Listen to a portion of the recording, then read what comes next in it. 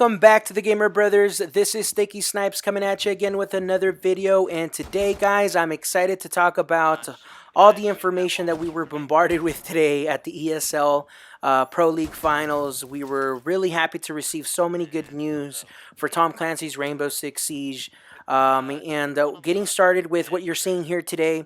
During the presentation, they received some sort of they were dealing with some sort of glitch during HIBANA's gameplay, and so they really didn't get a chance to demonstrate too much on how it looks, or too much of HIBANA's attacking gameplay. And so thanks to Macy J, who was actually invited to the event and to test out the new operators and all that good stuff, he was able to post some of this footage up on YouTube. And so, but here we could just get to see that HIBANA, the size of the hole that HIBANA makes, that there's these kind of laser guidance that kind of tells you exactly where you're going to be shooting the breaches to basically thermite through to reinforce the wall.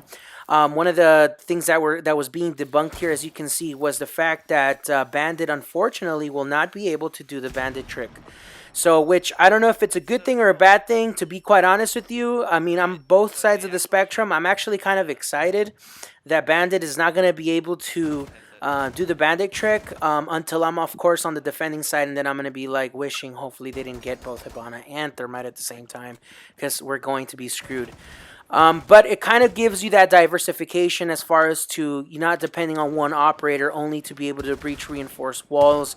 And so, to be quite honest with you, Thermite was a great operator, but honestly it was too much pressure to just be that operator, because if he was killed, it changed the whole complete strategy of your gameplay. And so a lot of people kind of just hated being Thermite, because aside from, I mean, I personally, and this is my personal opinion, I'm not really excited about his guns and all that good stuff.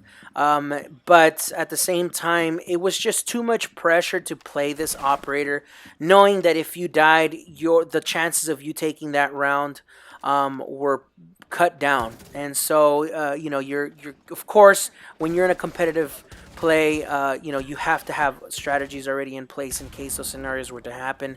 But having HIBANA now as one of the operators that's able to do that changes the game, and I'm really happy that we're gonna be able to do that. Like I said in the beginning, Bandit won't be able to do the Bandit trick for her breaches, which I personally think is going to be a good thing. And I'm really excited to bring a lot of the news. I know most of us that had the opportunity to kind of be there for the broadcasting of the finals and all that good stuff. We were able to hear this first, but just in case you didn't, you're able to hear it here at the Gamer Brothers. Let's start with HIBANA is a one armor 3 speed operator. So you're basically gonna get the same feel that you're getting with Capital, Ash, IQ, as far as to the speed and movements and all that good stuff. So that's going to be a good thing. Echo, on the other hand, is going to be a heavy operator. He's going to be a 3 armor 1 speed. And so he's probably, and it makes all the sense in the world, since he's going to have a drone to operate during the phase. And so that's a good thing. It kind of makes sense. So he's probably, or most likely, not going to be a roamer, just as Doc and Rook and Capcan and Tachanka and all those good ones aren't. Which I think it makes all the sense in the world. Now, during the gameplay, you guys will see later on in the footage, Echo was really, really, really useful. To be quite honest, I believe that he is going to be a fan favorite. He's definitely going to be a must pick. HIBANA, at first I thought that HIBANA was going to be that operator. I think she's going to be extremely useful, and like I said, she brings diversification to the gameplay. But as you can see right now, what's going on is the drone is able to kind of stick itself, or it's flying and it sticks to the ceiling, and it's able to see when the attacking team is going to come in, and then so it throws some sort of kind of sound wave or radiation or whatever the heck it is, and it distorts the enemy. It kind of makes them dizzy, it makes them slow, and definitely makes you push back because you feel that at that moment that you're confused and dizzy and everything is blurry, they can come out and rush you and pick you off. So I think that if Echo is played correctly, I even feel that he is going to be one of the ESL Pro League or even MLG top picks for the competitive play.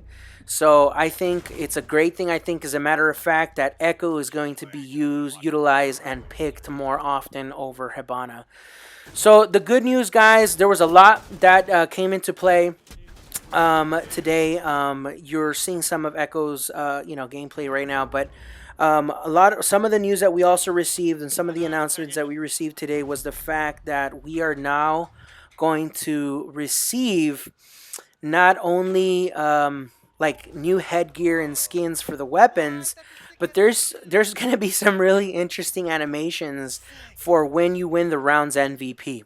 So, instead of that little shrug in the shoulders kind of thing that all your operators do, now there's going to be some sort of animation that just takes it to another level and kind of makes you feel a little good taking the MVP. They had the chance to, I believe, showcase Capcan, Thermite, and Sledge, what their animation is going to look like. I'm not too sure how the other operators are going to look like. I don't know if they're going to release all of them at the same time, but it is something that Ubisoft is working on to give us a little bit more, I guess, flavor, more flair. And it really feels good, honestly, to take MVP because one way or another you feel that you contributed to your team's win.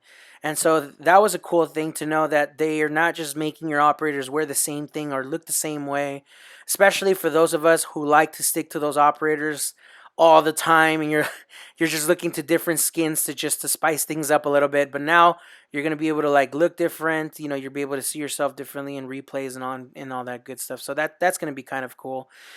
The other good news that we received also is that finally the very anticipated map that we've been waiting for, I feel from the beginning of this game, is we are finally going to receive the university map. So this map is called the Bartlett map, if I'm not mistaken. That map, the Bartlett University map. Guys, this map comes out, and I believe one of the last situations that you play when you first start the game or whatever, and never see it again. And you see it for a very short time. But now we're not going to only receive 2 new operators, we're also going to receive 2 new maps. We're going to receive the Japanese map, and we're also going to receive the university map. So I'm really excited about it. You'll be able to see some of the gameplay here.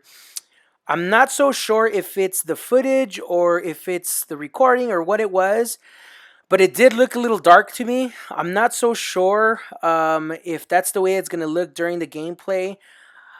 I know Ubisoft Siege has a bad reputation with the lighting of the game. There's times where you stare out the window and you think maybe God is going to peek out or something because it's just so bright.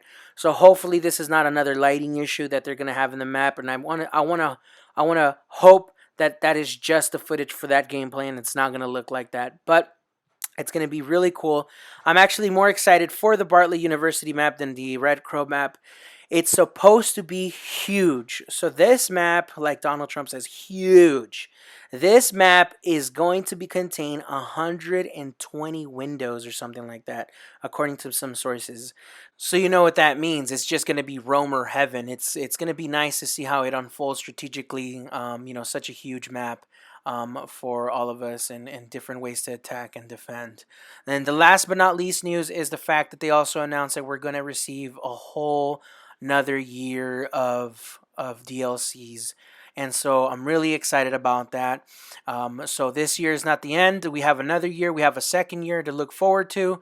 And it was probably the best announcement of the day. So what do you guys think? What do you think about everything we spoke about today? Are you happy that we're gonna get two new operators, two new maps? Are you happy to see that the gameplay? Are you excited to play with the new operators? Please leave me your comments and your opinions down below, and I will see you next time.